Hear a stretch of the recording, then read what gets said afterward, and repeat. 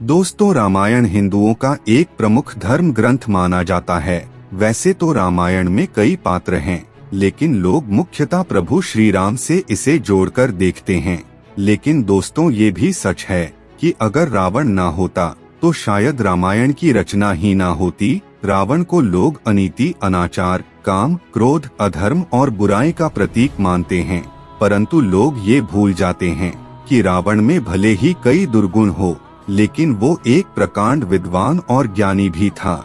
लेकिन गलत समय में जन्म लेने के कारण रावण ज्ञानी होते हुए भी राक्षस प्रवृत्ति का हो गया। दोस्तों, आज मैं आपको इस वीडियो में बताऊंगा कि आखिर रावण के जन्म के समय ऐसा क्या हुआ था कि वो अनाचारी और अधर्मी हो गया। नमस्कार दोस्तों, आपका स्वागत है हमारे चैनल पर एक बार फिर। दोस्तों, ये तो आप सभी जानते हैं कि रावण लंका का राजा था। लंकापति रावण के जन्म के बारे में कई तरह की पौराणिक कथाओं का विवरण मिलता है, लेकिन वाल्मीकि रामायण के अनुसार रावण ऋषि विश्रवा का पुत्र और पुलस्त्य मुनि का पोता था।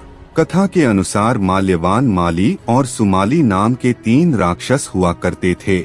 इन तीनों ने ब्रह्मा जी की घोर तपस्या की और बलशाली होने का वरदान प्राप्त किया। वरदान प्राप्ति के बाद ये तीनों भाई तीनों लोकों में देवताओं, ऋषि मुनियों पर अत्याचार करने लगे। ये देख सभी देवता भगवान शंकर के पास गए और प्राण बचाने को कहा। भगवान शंकर ने ये कहते हुए मना कर दिया कि ये तीनों दैत्य मेरे हाथों नहीं मारे जा सकते, इसलिए आप सभी श्री विष्णु जी के पास जाए। भगवान शंकर के मुख से ऐसी बातें सुनकर सभी देवतागण भगवान शंकर को प्रणाम करते हुए भगवान विष्णु के पास चल दिए। विष्णु जी के पास पहुंचकर सभी देवताओं ने असुरों के बारे में बताया और रक्षा करने की विनती भी की। देवताओं की बात सुनकर श्री हरि विष्णु जी ने आश्वासन देते हुए कहा कि आप सभी जाएं और भयमुक्त होकर जीवन व्यतीत करें। देवताओं के जाने के बाद भगवान विष्णु पृथ्वी लोक की ओर चल दिए और तीनों भाइयों को युद्ध के लिए ललकारा। तत्पश्चात भगवान विष्णु और तीनों भाई माल्यवान, माली और सोमाली के बीच भयंकर युद्ध हुआ। युद्ध में माली मारा गया और माल्यवान और सोमाली डरकर पाताल लोक भाग गए।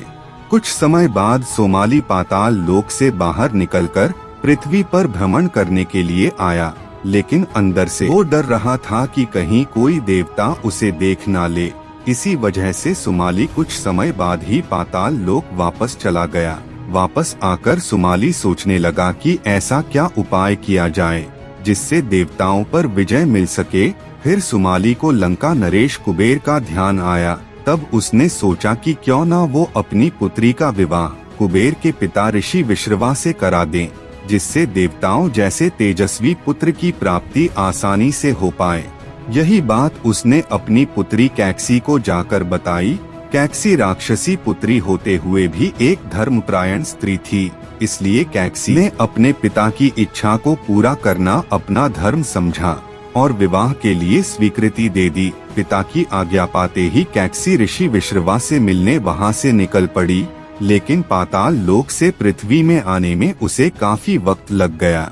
जब वो ऋषि विश्रवा के पास पहुंची तब तक शाम हो चुकी थी, साथ ही बादलों की गर्जना के साथ बारिश भी हो रही थी। कैकसी ने सबसे पहले ऋषि विश्रवा को प्रणाम किया और उसके बाद उसने उनसे विवाह कर पुत्र प्राप्ति की इच्छा प्रकट की। कैकसी की बात सुनकर ऋषि विश्रवा ने कहा कि हे कन्या, मैं तुम्हारी इच्छा तो पूर्ण कर सकता हूँ, लेकिन तुम बहुत ही अशुभ समय में आई हो, इसलिए तुम्हारे पुत्र राक्षसी प्रवृत्ति के होंगे।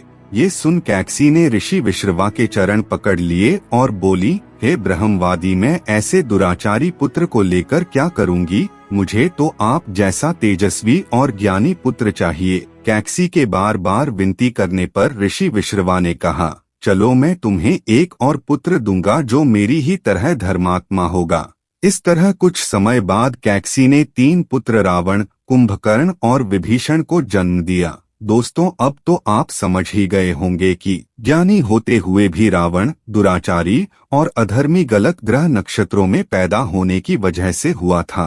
तो दोस्तों, कैसी लगी आपको हमारी आज की यह वीडियो? नीचे कमेंट बॉक्स में हमें जरूर बताएं। अगर आपको यह वीडियो पसंद आई हो तो वीडियो को लाइक करके हमारे चैनल को सब्सक्राइब कर ले।